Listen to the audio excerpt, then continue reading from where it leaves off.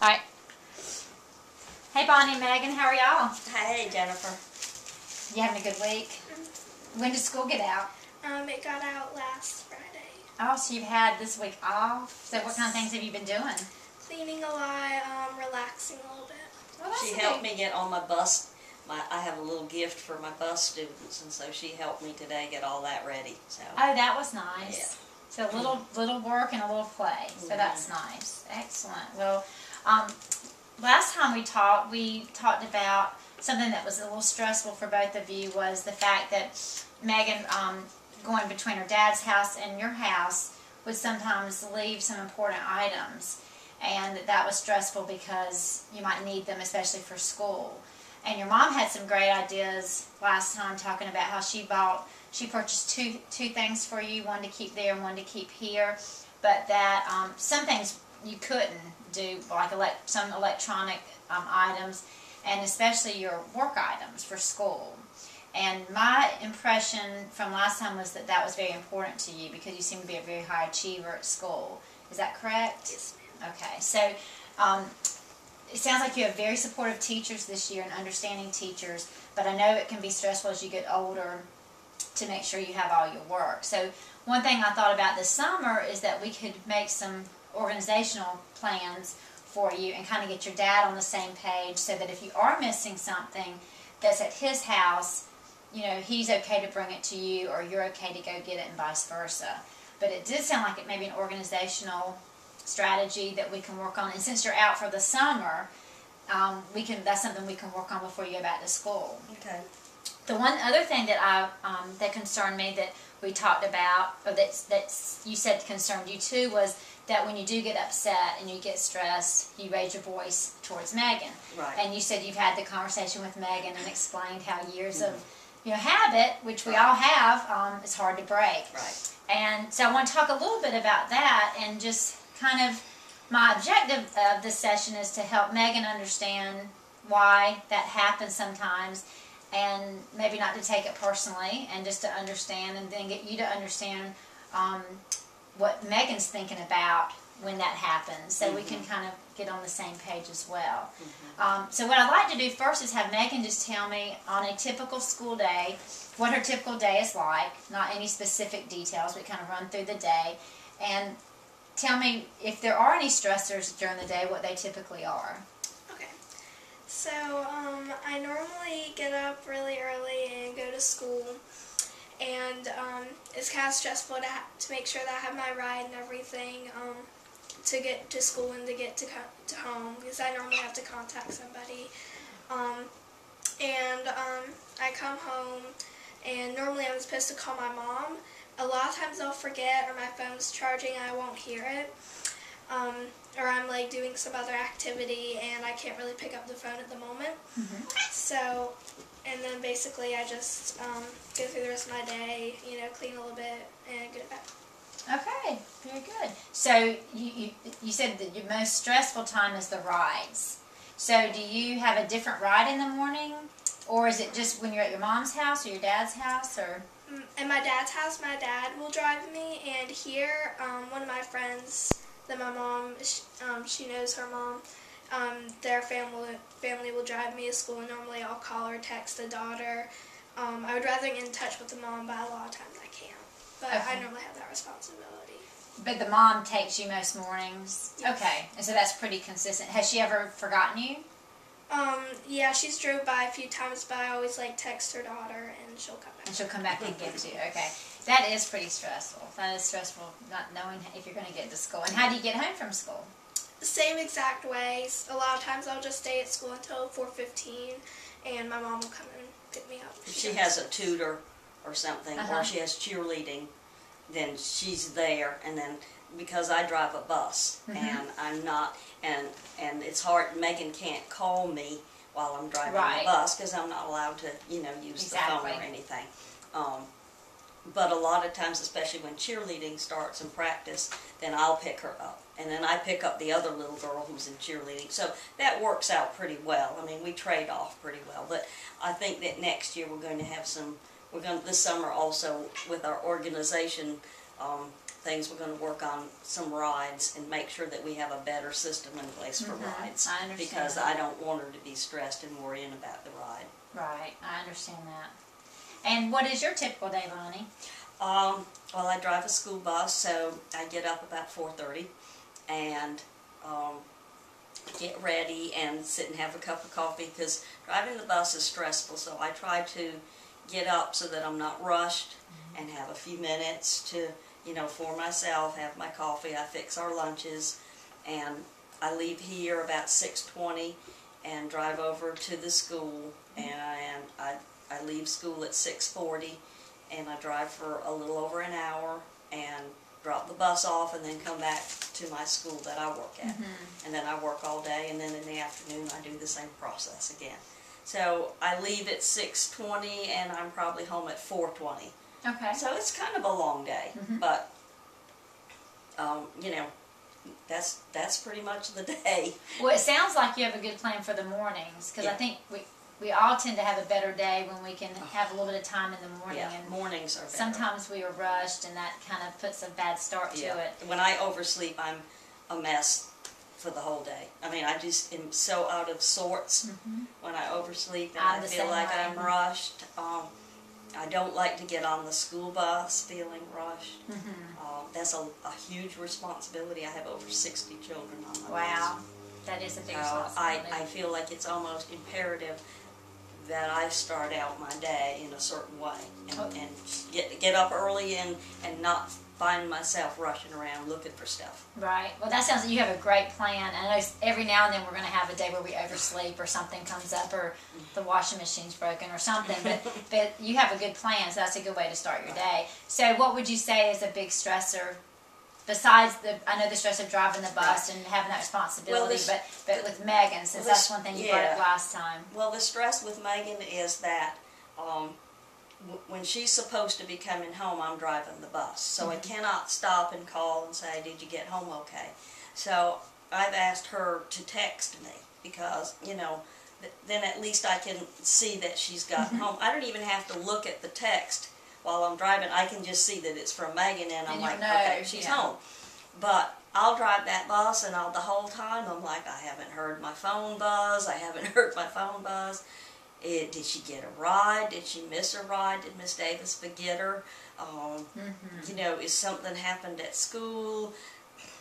Typical mom. I think the worst. I think something's happened. Right.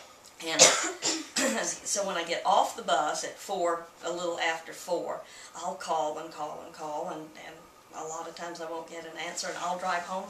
By the time I get in that driveway, I'm like, where are you? How come you didn't answer your phone? Or how come you didn't text me? And she's sitting there like, what? Right. So I get stressed, but it's because I'm worried. Right. That makes sense. And you know that she's coming in and no one's here. Right. So that's, exactly. You want to make sure that she not only got to the house, but she got inside it. Right. Okay. So that's very true. And you'd already mentioned earlier that sometimes you're supposed to call your mom, or you're supposed to listen out for your mom too, and that your phone is charging, you said? Yeah, or I just couldn't pick it up. I was like doing something else. Or doing something else, okay. So one of the things that your mom is saying why she gets upset or raises her voice maybe in the afternoon is out of fear, is out of worry. So what I would like us to do is just do a little role reversal. And what I would like is for you to see, kind of put yourself in your mom's shoes and kind of try to see what she's going through when she has that fear of, or the unknown. It's the fear of the unknown, because you're fine and you're okay, but she doesn't know that at the time, and she just wants to make sure. So I want you to kind of get in her shoes and not be scared, but understand why she's upset. And then, Bonnie, I'd like for you to be in Megan's shoes and understand that, and what I'm understanding with Megan is that it's not a rebellious, it's not a intentional blowing you off, but that she is not thinking about it right now, and that she is charging her phone, or she's eating, or doing an activity, and we'll see how things go. But do y'all mind doing a little reversal? That's fine. So what we'll do is we'll start with Megan, who's now the mom, and so driving that bus. and you're driving the bus, And what I want you to do is I want you to think about that, because you're not a mom yet, but you have kittens and you have puppies, and you know you like to take care of your animals. And think about that, you know, you're trying to get in touch with someone you love, and you can't get up with them. And it's somebody that you're responsible for. And so I want you to have that mindset when we do a role reversal. And then what I want to start with is you coming into the driveway, and you're mad. I mean, you're upset. So a lot of times our fear and being mad transforms to anger. And so you're angry, and I want you to come in and talk to your mom, who's now Megan, and think about what your mom says to you sometimes, and then we'll go from there. And then she's going to be Megan.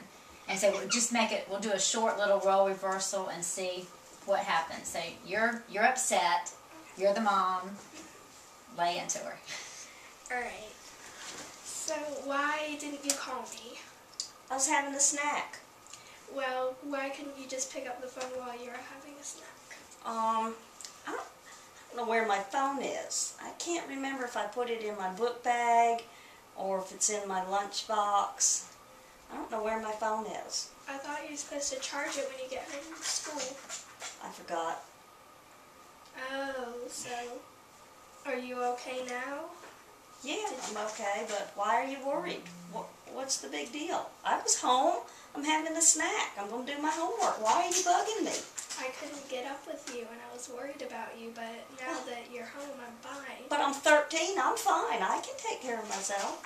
Well, I know that, but I guess now that I'm home, I feel a lot better that you're here and I can be not stressed.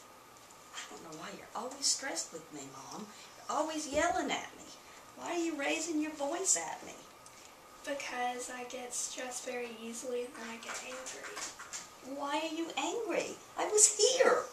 Because I couldn't keep in contact with you.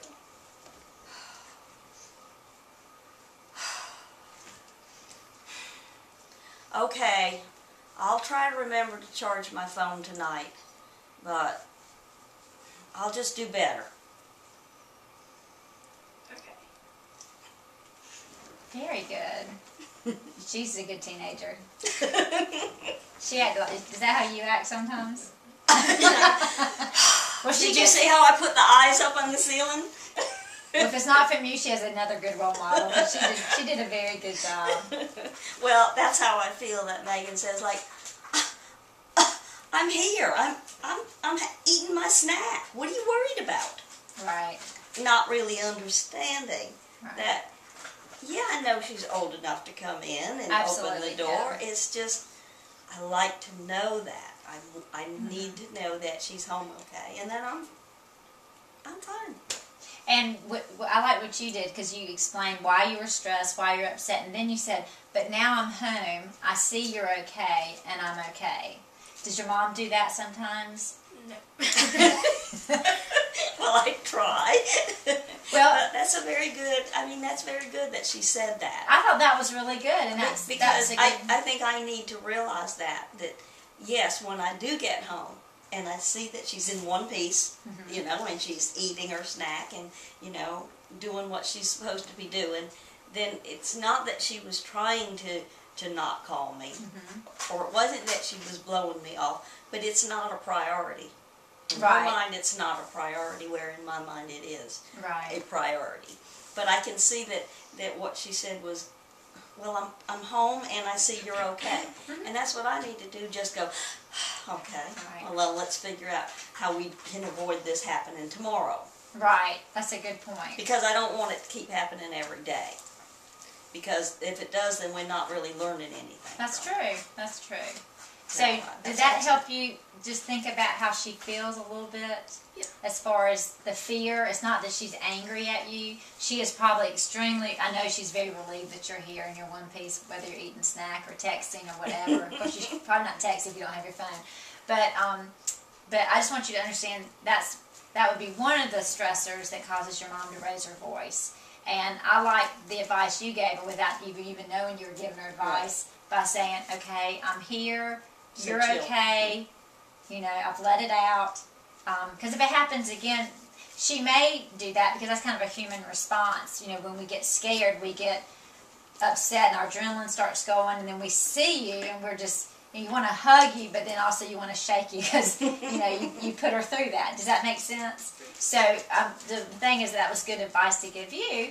Right. And so once you come in and you maybe take the deep breaths, go, okay, she's here, but let's figure out how this won't happen again. Right. And then, because if we both learn something from it, then That's that's right. a good exercise. and I loved how when I came in you have that sign that says, text mom when I get home, and that's up there for you, and that's really good. Right. And maybe you need to have another sign that just says charge phone in the morning or charge phone at night, Right. or however that helps you if it's a phone issue, because Right. it could be a technology issue, Right. and you don't have a house phone, right? No, So we don't. so we have a lot of people don't. So we just have the cell phones now. Right. So we may end up getting a house phone though too. So okay. Because I think if you bundle, you can. Oh, that's get true. all Well, that might be, and that might be one thing that if Right. your house phone's always going to ring, Right. so that would always be a solution. And I've thought For of the that future. too, but I wanted us to find a solution to it. Absolutely. So that every day when I drive the bus and I have 66 children to watch out for, I'm not also worrying, Right. did you get home? Did you get home? That's You know, right. because And that's a normal Yeah. mom or parent reaction. Right. Anyway, you want your children where they're supposed to be and safe. Yeah. So, well, I really appreciate y'all doing this activity with me.